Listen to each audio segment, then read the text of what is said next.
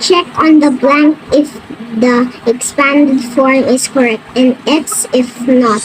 100 plus 50 plus 0 equals 1,500. Hindi tayo mag-a-add dito sa 0. Wala naman doon i-add. Yung mali.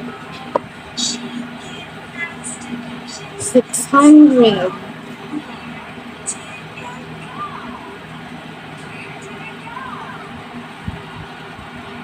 plus 19. 9 dito.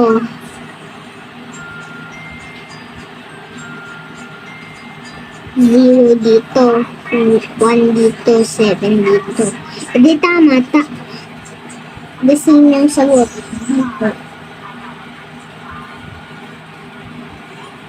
Tapos ito naman 500 plus 50 plus 9.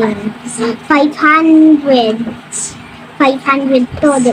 Tapos sunod 50. Tapos then 9. Tama. 400 plus 140 plus 8 equals 148. 448. Ayan. So, 400 plus 1 tapos